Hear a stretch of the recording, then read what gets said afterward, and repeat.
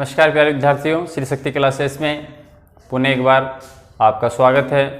और आज का हमारा टॉपिक है सहजीवी नाइट्रोजन स्थिरीकरण।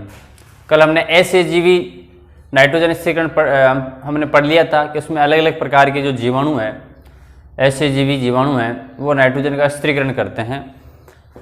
आज हम पढ़ेंगे सहजीवी नाइट्रोजन स्थिरीकरण। देखो, सहजीवी का मतलब क्या है, पहले तो हमें ये जानना है। सहजीवी, सह का मतलब साथ साथ, जीवी यानी जीव।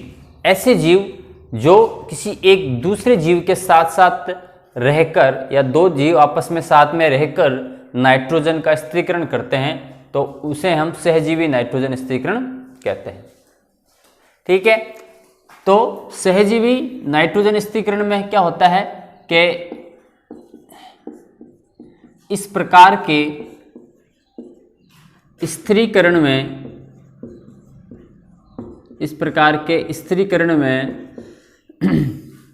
नाइट्रोजन, इस प्रकार के स्थिरीकरण में सूक्ष्म जीव यानी जीवाणु, सूक्ष्म जीव व पादपों के मध्य सहजीवी संबंध पाया जाता है। अब सहजीवी संबंध होता क्या है कि इसके अंतर्गत सूक्ष्म जीव और एक, मान लो ये कोई सूक्ष्म जीव है ये, या जीवाणु है,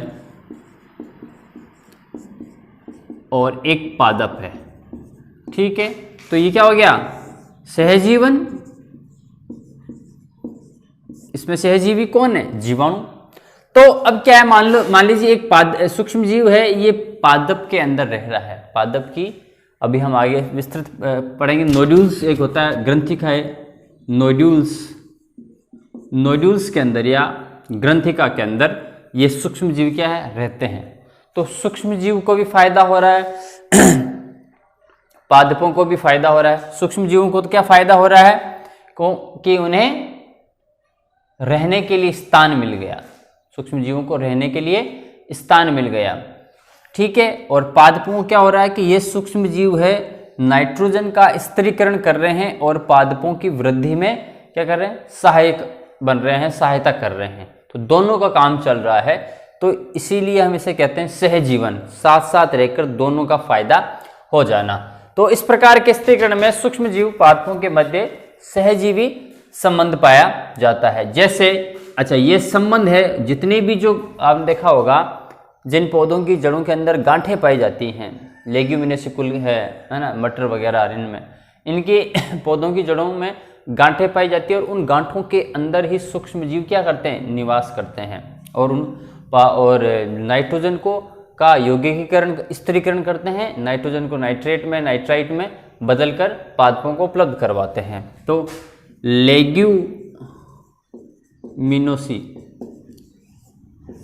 लेग्यूमिनेसी कुल के पौधों में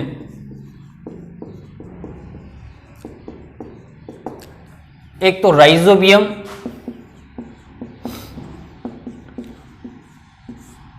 तथा ब्रेडीराइजोबियम,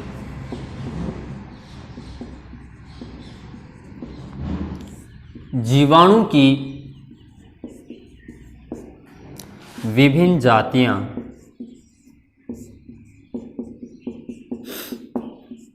प्रवेश करके ग्रंथिकाओं का निर्माण करती है ना। तो जो लेग्यूमिनेसी कुल के पौधे हैं, उनके अंदर वहां पे राइजोबियम और ब्रेडीराइजोबियम जीवाणु की विभिन्न जातियां हैं, वो उनकी जड़ों के अंदर, मूल के अंदर प्रवेश करेंगी, और प्रवेश करने के बाद में वो क्या करेंगे, ग्रंथिकाओं, नोड्यूल्स का निर्माण करेंगी। और उस नोड्यूल्स में क्या होते हैं, सूक्ष्म जीव रहते हैं, और सूक्ष्म जीव फिर नाइट्रोजन को नाइट्रेट में, नाइट्राइट में स्थिरीकरण करके पादपों की वृद्धि के लिए उपलब्ध करवा देते हैं। तो यह होता है सहजीवी नाइट्रोजन स्त्रीकरण, कि भाई पादप के साथ में रहकर पादपों को उनकी पोषण में, उनकी वृद्धि में सहायता उपलब्ध करवाना।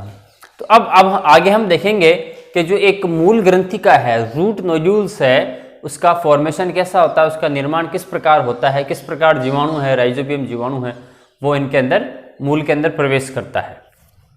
अब आगे देखिए जीवाणु संक्रमण एवं गुलिका निर्माण की क्रियाविधि, के जीवाणु का संक्रमण एक मूल के अंदर किस प्रकार होता है और किस प्रकार एक गुलिका यानी नोड्यूल का निर्माण होता है, वो देखेंगे सबसे पहले। तो सबसे पहले क्या होता है, सर्वप्रथम हम देखेंगे तो क्या होता है कि सर्वप्रथम जो लेग्यूमिनेसी कुल है, लेग्यूम कुल है, कुल के पादप एक विशेष प्रकार का जो पदार्थ है, लेग्यूम कुल के पादप एक विशेष प्रकार के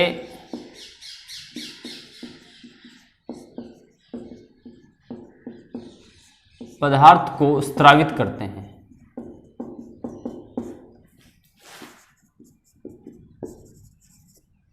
किसको? जिसका नाम लेक्टिन है। ठीक है, ये एक देखिए आप, ये एक मूल है और इस मूल से ये क्या निकल रहा है, मूल रोम निकल रहा है।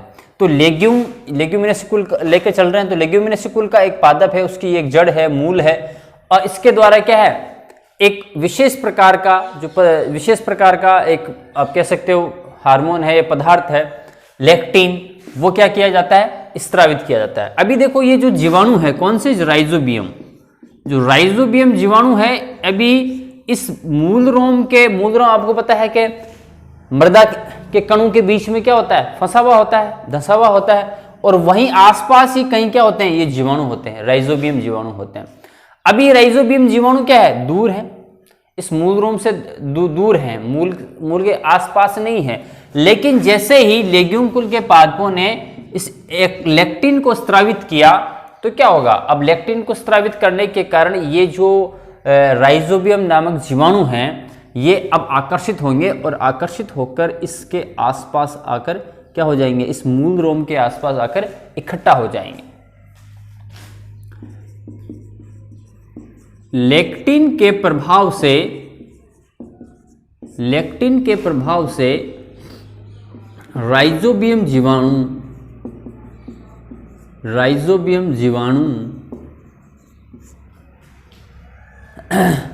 क्या करेंगे, मूल रोम के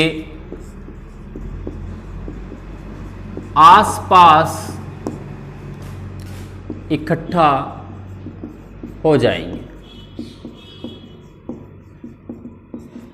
अब इकट्ठा तो हो गए, लेक्टिन का स्रावण हुआ, तो राइजोबियम जीवाणु है इस मूल रोम के आसपास इकट्ठा हो गया। पहले इनकी संख्या कम थी, पहले इनकी संख्या काफी कम थी, लेकिन जैसे ही यहां से लेक्टिन का स्रावण हुआ, लेक्टिन का सेक्रेशन हुआ, स्रावित हुआ लेक्टिन का, तो क्या हुआ, अब ये जो राइजोबियम जीवाणु है उनकी धीरे धीरे देखो ये संख्या है क्या हो गई, बढ़ने लग गई। पहले तो कुछ ही थे, यहां पर इक्का दुक्का राइजोबियम जीवाणु थे, लेकिन जैसे ही लेक्टिन का स्रावण हुआ तो इस मूल रोम के आसपास जो राइजोबियम जीवाणु हैं उनकी जो संख्या है वो क्या होने लग जाएगी, बढ़ जाएगी। अब बढ़ गई, संख्या बढ़ गई, राइजोबियम जीवाणु है वो मूल रोम के क्या हो जाएंगे, पास भी आ गए।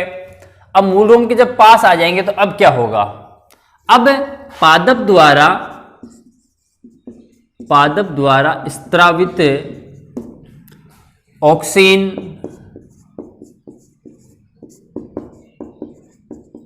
साइटोकाइनिन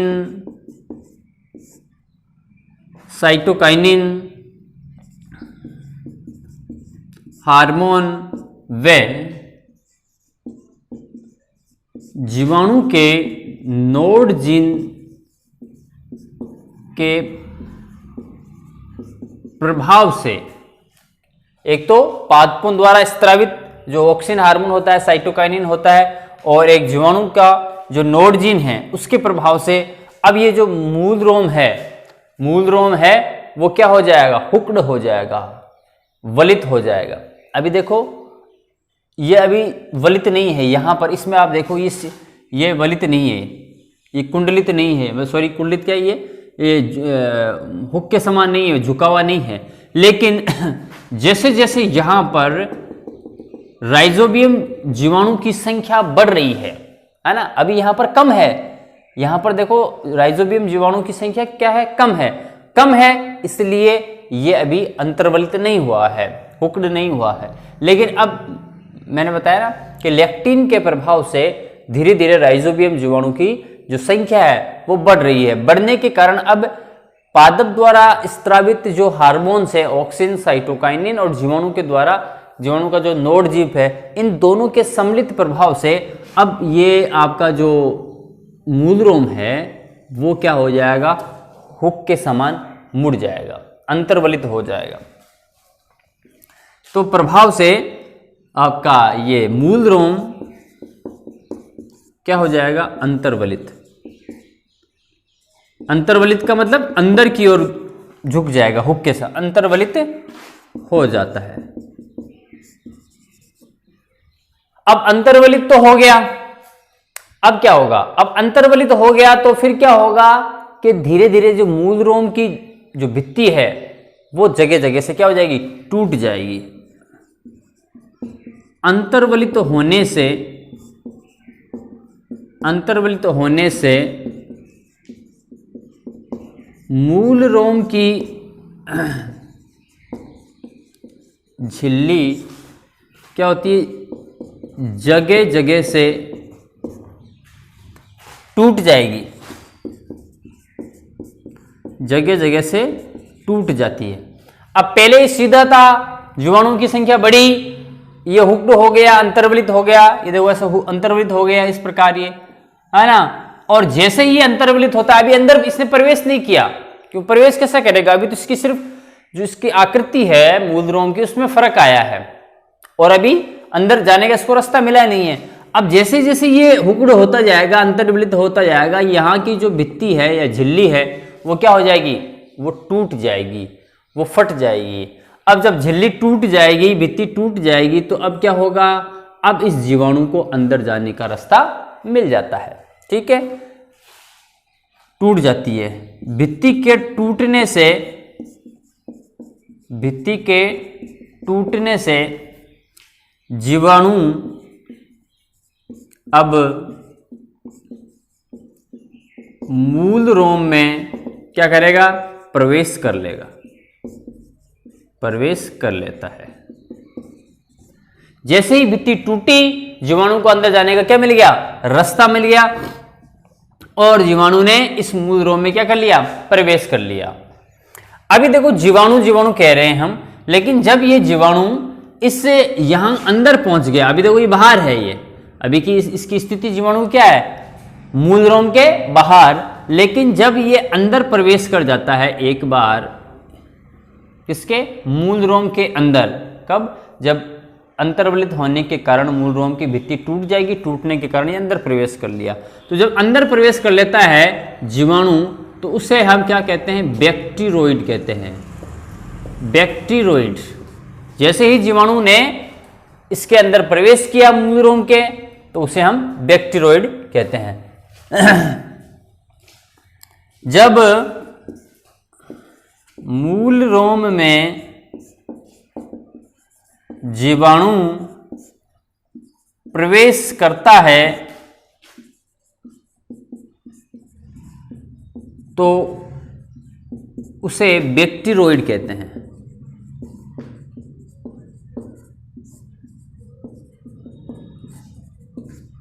जैसे ही जीवाणु ने इसके अंदर प्रवेश कर लिया मूल रोम के, तो उसे हम क्या कहते हैं, बैक्टीरोइड कहते हैं।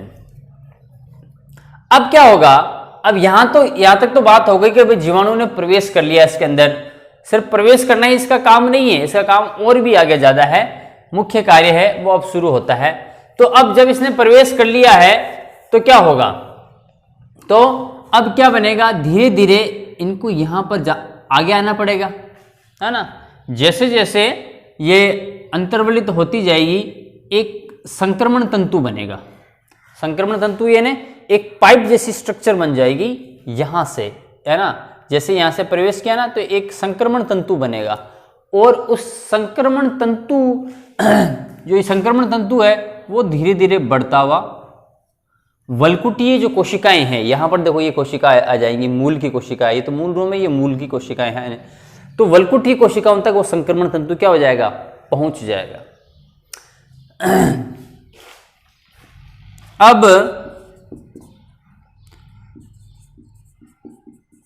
मूल रोम में एक संक्रमण तंतु का निर्माण होता है।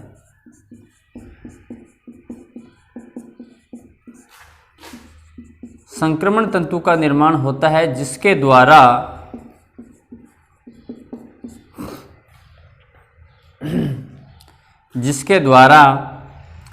जीवाणु मूल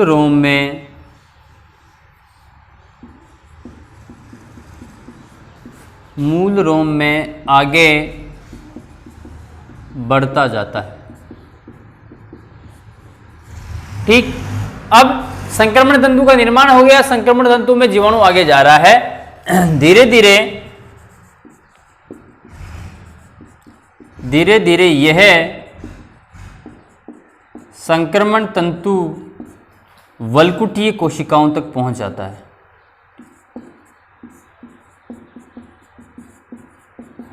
वल्कुटीय कोशिकाओं तक पहुंचता है। अब जब वल्कुटीय कोशिकाओं तक ये पहुंच गया तो अब क्या होगा, वल्कुटीय कोशिकाओं में क्या होगा, तो जो वल्कुटीय कोशिकाएं हैं, ये जो वल्कुटीय सेल्स हैं, उनमें क्या होगा, उनमें विभाजन की मात्रा बढ़ जाएगी। किसकी, विभाजन की मात्रा बढ़ जाती है, यानी अधिक मात्रा में इनकी कोशिकाओं में क्या होगा, विभाजन होगा। और जब विभाजन की मात्रा बढ़ जाती है, विभाजन की मात्रा बढ़ जाती है तो कुछ कोशिकाएं थोड़ी सी क्या हो जाती हैं, आकार में बड़ी हो जाती हैं, और उन कोशिकाओं को ही हम क्या कहते हैं, उन कोशिकाओं को हम कहते हैं आपके गुलिका। गुलिका या ग्रंथिका भी आप कह सकते हैं, नोडुल्स भी कह सकते हो। और वहां पर आकर ये जीवाणु है उनके अंदर आकर रहने लग जाते हैं, प्रवेश कर लेते हैं। ठीक है, एक जीवित अवस्था में ये जो आपके गुलिका होती है, जीवित अवस्था में जो गुलिका होती है वो कैसी होती है, गुलाबी रंग की होती है ना। जीवित अवस्था में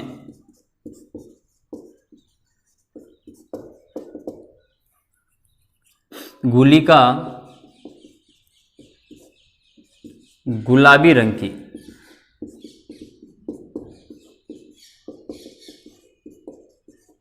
जीवित अवस्था में गुलिका कैसी होती है, गुलाबी रंग की होती है। किस कारण होती है गुलाबी रंग की, एक वर्णक होता है लेग हीमोग्लोबिन, लेग हीमोग्लोबिन वर्णक के कारण। लेग हीमोग्लोबिन वर्णक के कारण ये जो गुलिका है वो क्या होती है, गुलाबी रंग की होती है। ठीक है, और तो इस प्रकार जो राइजोबियम का जीवाणु है वो एक मूल रोम के अंदर क्या करता है, प्रवेश कर लेता है। कि भाई सबसे पहले मूल रोम है वो मर्दा के कणों के बीच में फंसे हुए होते हैं, उसके आसपास में क्या होते हैं, राइजोबियम जीवाणु है। अच्छा, ये एक राइजोबियम जीवाणु होता है वो ग्राम धनात्मक होता है, ध्यान रखना, ग्राम ऋणात्मक होता है। ये राइजोबियम जीवाणु है वो इसे मूल रोम के चारों ओर फैले हुए होते हैं। जब लेग्यूमिनेसी कुल के पादपों के द्वारा कोई एक विशेष पदार्थ, जड़ों के द्वारा एक विशेष पदार्थ स्रावित किया जाता है जिसका नाम है लेक्टिन। जब लेक्टिन का स्रावण होता है तो जो राइजोबियम जीवाणु है वो क्या होते हैं, इस मूल रोम के आसपास फैले हुए होते हैं, वो आकर्षित होते हैं और धीरे धीरे इनकी संख्या बढ़ जाती है। जब इनकी धीरे धीरे इनकी संख्या बढ़ जाती है तो पादपों के द्वारा स्रावित जो हार्मोन है, वृद्धि कारक जो हार्मोन है ऑक्सिन, साइटोकाइनिन उनके प्रभाव से और जीवाणु के नोड जीव के प्रभाव से ये जो मूल रूम है वो क्या हो जाएगा, वो अंतर्वलित हो जाएगा। अंतर्वलित होने के कारण अब जगह जगह से इसकी भित्ति टूट जाती है मूल रोम की, और टूटी हुई भित्ति वाले स्थान से अब ये जो जीवाणु हैं वो इस मूल रोम के अंदर प्रवेश कर लेते हैं। तो जो सबसे पहले जीवाणु मूल रोम के अंदर प्रवेश करता है उसे हम क्या कहते हैं, बैक्टीरोइड्स कहते हैं, उसे हम बैक्टीरोइड कहते हैं। अब बैक्टीरोइड जब जीवाणु इसके अंदर प्रवेश कर लेता है तो एक बार प्रवेश करने के बाद में फिर यहाँ पर क्या होता है, एक संक्रमण तंतु का निर्माण होता है, जिसके द्वारा जो राइजोबियम जीवाणु है वो आगे की ओर बढ़ता है। धीरे धीरे ये संक्रमण तंतु है वो बढ़ता जाता है, और संक्रमण तंतु कहाँ तक पहुँच जाता है, वल्कुटीय कोशिकाओं तक पहुँच जाता है। वल्कुटीय कोशिकाओं तक संक्रमण तंतु के पहुँचने से फिर क्या होता है कि इन कोशिकाओं में डीएनए की मात्रा बढ़ने लगती है, यानी ये बहुगुणित हो जाती हैं। बहुगुणित होंगी तो क्या होगा, इनमें लगातार कोशिका विभाजन होगा, और कोशिका विभाजन होगा तो फिर गुलिकाओं का निर्माण होगा, नोड्यूल्स का निर्माण होगा, और इन नोड्यूल्स के अंदर ही ये जो सूक्ष्म जीव हैं, राइजोबियम है, ब्रेडी राइजोबियम नामक जीवाणु हैं, ये आकर यहाँ पर रहना शुरू कर देते हैं, और वायुमंडलीय नाइट्रोजन को या मृदा की जो नाइट्रोजन है उसको नाइट्रेट या नाइट्राइट में बदलकर पादपों को उपलब्ध करवाते हैं। ठीक है, इसका जो रंग होता है जीवित अवस्था में इस गुलिका का वो होता है गुलाबी रंग का होता है। ये गुलाबी रंग लेग हीमोग्लोबिन के कारण इसका रंग कैसा होता है, गुलाबी होता है। तो इस प्रकार पादपों के अंदर जीवाणु का संक्रमण होता है और गुलिका का निर्माण होता है। अब आगे देखिए, जो सहजीवी नाइट्रोजन स्थिरीकरण होता है, सहजीवी नाइट्रोजन स्थिरीकरण होता है, उसमें लेग हीमोग्लोबिन और नोड्यूलिन प्रोटीन का विशेष महत्व होता है या विशेष योगदान रहता है। दो प्रोटीन हैं, एक लेग हीमोग्लोबिन और नोड्यूलिन, इनका महत्व अधिक होता है, और इन दोनों में से ज़्यादा लेग हीमोग्लोबिन का होता है। तो हम देखते हैं लेग हीमोग्लोबिन क्या होता है। देखो,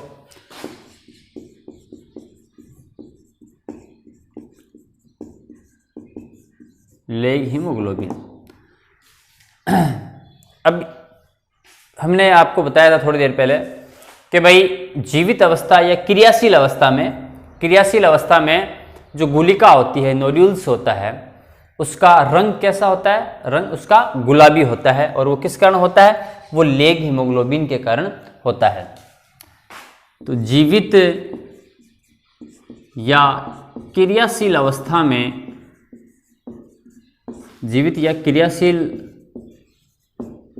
में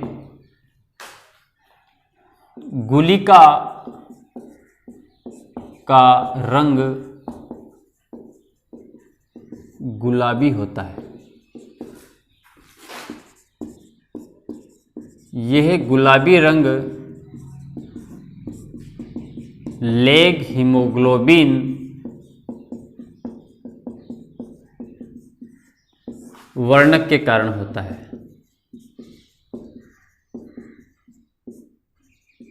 अब ये तो बात हो गई कि भाई इसके कारण इसका रंग गुलाबी है, जो भी है ठीक है, लेकिन ये कोई महत्वपूर्ण काम नहीं है इसका कि इसका रंग इसके कारण गुलाबी होता है तो हम इसको पढ़ रहे हैं ना।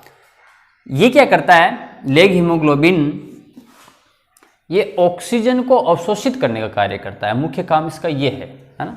ये जो नाइट्रोजन का स्थिरीकरण होता है, गुलिकाओं का निर्माण होता है, उस दौरान ये क्या करता है, लेग हीमोग्लोबिन ऑक्सीजन को अवशोषित करता है। तो इसका मुख्य कार्य ऑक्सीजन को अवशोषित करना होता है।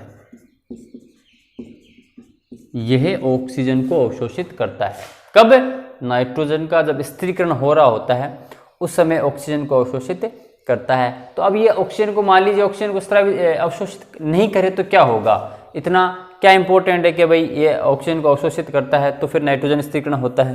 तो आपने देखा होगा कि जो नाइट्रोजन स्थिरीकरण होता है, नाइट्रोजन स्थिरीकरण के लिए जो एंजाइम है, कौन सा, नाइट्रोजिनेज एंजाइम, नाइट्रोजिनेज एंजाइम, वो क्या होता है, ऑक्सीजन के प्रति अति संवेदनशील होता है, अति संवेदनशील होता है।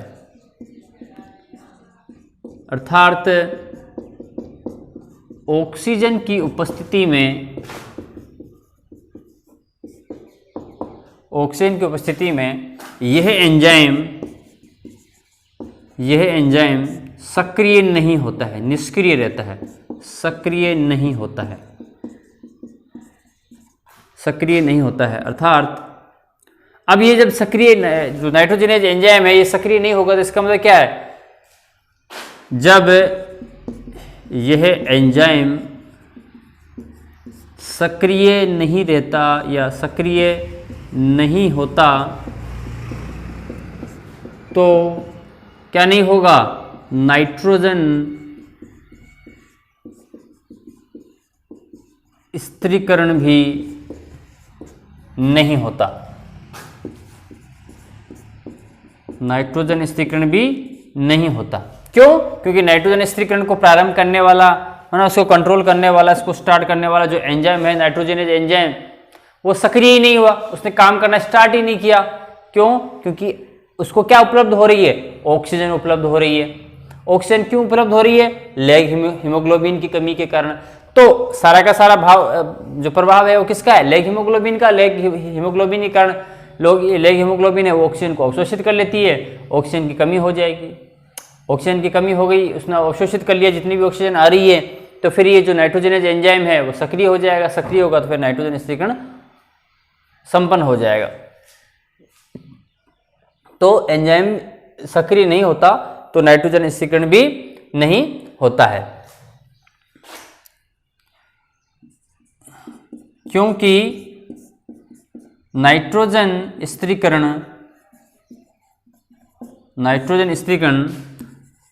एनॉक्सी वातावरण में, अनॉक्सी वातावरण यानी जहां पर ऑक्सीजन की उपस्थिति नहीं होती, अनॉक्सी वातावरण में ही संपन्न होता है ना। नाइट्रोजन स्थिरीकरण कब होता है, अनॉक्सी वातावरण में ही संपन्न होता है। लेकिन यदि इसको ऑक्सीजन मिल गई तो फिर क्या होगा, ये संपन्न नहीं होगा। तो अर्थात इस प्रकार लेग हीमोग्लोबिन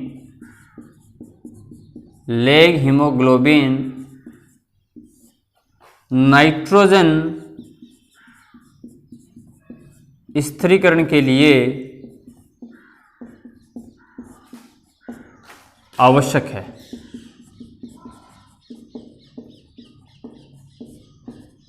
ठीक है, तो लेग हीमोग्लोबिन क्या हो गया कि ये जीवित और जो क्रियाशील जो गुलिकाएं होती हैं, नोड्यूल्स होती हैं, उनमें पाया जाने वाला एक वर्णक होता है। और इस वर्णक के कारण ही गुलिकाओं का जो रंग है वो कैसा होता है, वो गुलाबी कलर का होता है।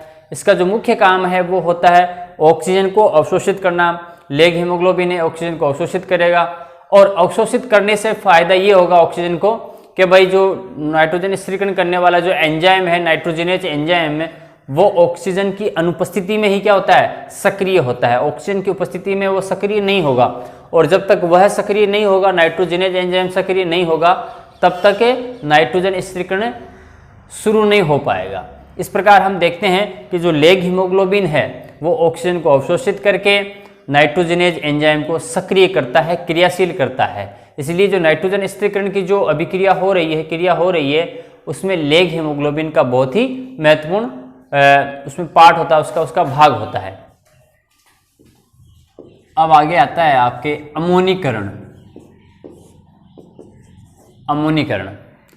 तो क्या होता है, देखो, अमोनीकरण मृदा में उपस्थित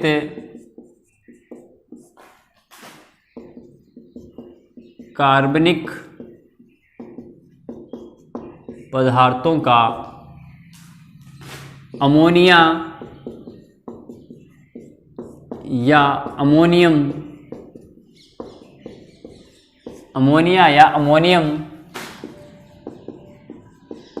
आयनों में, है ना, मृदा में उपस्थित कार्बनिक पदार्थों का अमोनिया या अमोनियम आयनों में परिवर्तन अमोनीकरण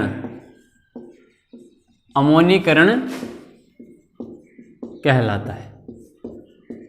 ठीक है, तो प्रकृति के अंदर जो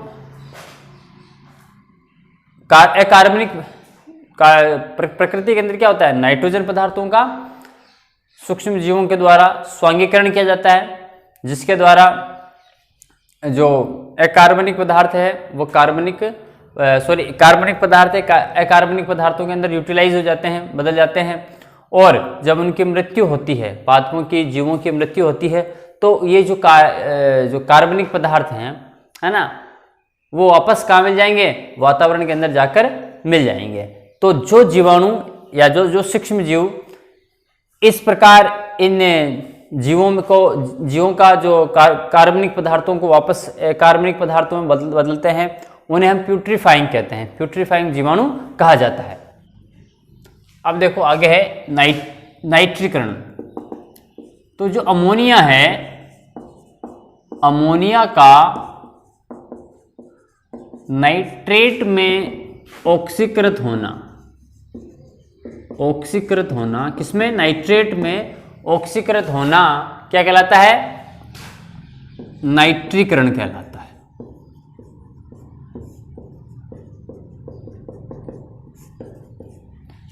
जब अमोनिया है उसका ऑक्सीकरण हो जाता है किसमें, नाइट्रेट में, तो उसे हम क्या कहते हैं, नाइट्रीकरण कहलाते हैं। और ये जो नाइट्रीकरण है, नाइट्रीकरण दो चरणों में संपन्न होता है। नाइट्रीकरण की जो क्रिया है वो 2 चरणों में संपन्न होती है। पहली है अमोनिया का नाइट्राइट में परिवर्तन। अमोनिया है, ठीक है, और ये एक जीवाणु है नाइट्रोसोमोनास, है ना। अमोनिया नाइट्रोसोमोनास जीवाणु की उपस्थिति में उसका ऑक्सीकरण होता है और क्या बन जाता है, नाइट्राइट का निर्माण होता है। पहला चरण में क्या है कि अमोनिया जो है नाइट्रोसोमोनास जीवाणु की उपस्थिति में ऑक्सीकृत होकर क्या बना रहा है, नाइट्राइट बना रहा है। अब दूसरे चरण में क्या हो रहा है, नाइट्राइट का नाइट्रेट में परिवर्तन। नाइट्राइट, अब यहां पर नाइट्रेट पहले चरण के अंदर, ये पहला चरण है, पहले चरण के अंदर नाइट्राइट बन गया आपके, ठीक है। अमोनिया, यहां पर अमोनिया है वो नाइट्राइट में बदल रहा है पहले चरण में। अब दूसरे चरण में ये जो नाइट्राइट बना है पहले चरण में, वो किस में बदल जाएगा, वो नाइट्रेट में परिवर्तित हो जाएगा। किसकी उपस्थिति में, एक जीवाणु है नाइट्रोबैक्टर जीवाणु, क्या नाम है, नाइट्रोबैक्टर जीवाणु की उपस्थिति में, है ना। नाइट्राइट है, नाइट्रोबैक्टर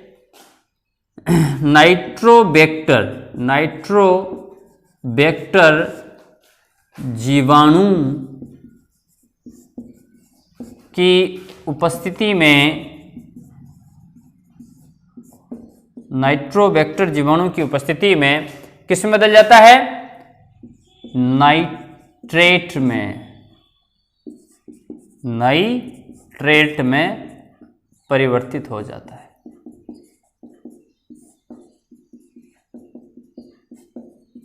ठीक है ना। तो पहले चरण में तो अमोनिया है उसका वो नाइट्राइट में बदल गया, और दूसरे चरण के अंदर नाइट्राइट है वो नाइट्रेट में बदल जाता है। तो नाइट्रीकरण किसे कहेंगे, अमोनिया का ऑक्सीकरण होना, ऑक्सीकृत होना किसमें, नाइट्रेट में, उसे ही हम नाइट्रीकरण कहते हैं। और लास्ट है आपके विनाइट्रीकरण।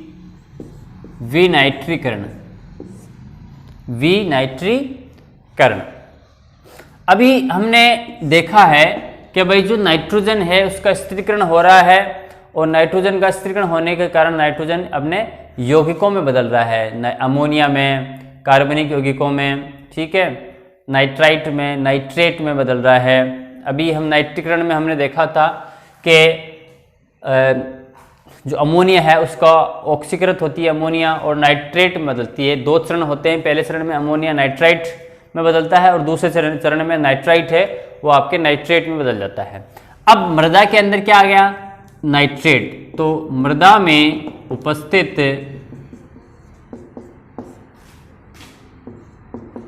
नाइट्रेट को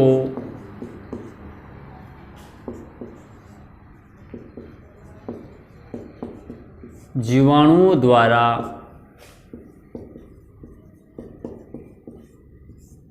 नाइट्रोजन में बदलना विनाइट्रीकरण कहते हैं, विनाइट्रीकरण कहलाती है या कहलाता है।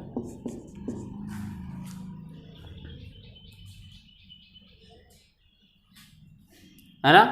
तो मृदा में नाइट्रेट है, हमारे पास में नाइट्रेट है, उस नाइट्रेट को जीवाणु, क्योंकि आपको पता है कि भाई पौधे हैं वो नाइट्रोजन को सीधे तो लेंगे ही नहीं, डायरेक्टली ले नहीं सकते, तो उनको उनके यौगिकों को ही ले रहे हैं ना। तो नाइट्रोजन, ये नाइट्रेट क्या है, नाइट्रोजन का एक यौगिक है। तो अब बनते बनते बनते मृदा में अब ये नाइट्रेट आ गया है, उस नाइट्रेट को जीवाणुओं द्वारा नाइट्रोजन में बदलना विनाइट्रीकरण कहलाता है। अब नाइट्रोजन है जो उसके अंदर आ चुका है, नाइट्रेट नाइट्रोजन के रूप में परिवर्तित हो गया है, यानी विनाइट्रीकरण आ गया है। अब पौधे हैं वो क्या करेंगे, इसको ग्रहण कर लेंगे। और जब नाइट्रेट है वो नाइट्रोजन में बदल जाती है तो धीरे धीरे भूमि की उर्वरक शक्ति क्या हो जाती है, कम हो जाती है। इस कारण भूमि की उर्वरा क्षमता या शक्ति कम हो जाती है। क्यों हो रही है कम, क्योंकि नाइट्रेट कम हो रहे हैं ना, नाइट्रेट के कारण ही तो वो उसकी उर्वरक क्षमता है वो अधिक हो रही है। अब नाइट्रेट तो किस में बदल रहा है, नाइट्रोजन में बदल रहा है। नाइट्रेट किस में बदल रहा है, नाइट्रोजन में बदल रहा है, और नाइट्रोजन को पौधे हैं वो डायरेक्टली ले नहीं सकते। इसलिए जैसे जैसे नाइट्रेट है वो नाइट्रोजन में, या नाइट्राइट है वो नाइट्रोजन के अंदर कन्वर्ट होता जाएगा, बदलता जाएगा, वैसे वैसे भूमि की जो उर्वरक क्षमता है वो क्या हो जाएगी, कम हो जाएगी। और फिर वापस फसल चक्र के द्वारा या और किसी दूसरे माध्यम के द्वारा मृदा में जो नाइट्रोजन के जो यौगिक हैं या स्थिरीकरण है उसको बढ़ाया जाता है, और जिसके कारण धीरे धीरे भूमि की उर्वरक शक्ति है वापस से अधिक हो जाती है। तो आज के लिए इतना ही, अगले दिन फिर किसी एक नए वीडियो के साथ मिलते हैं, तब तक के लिए धन्यवाद।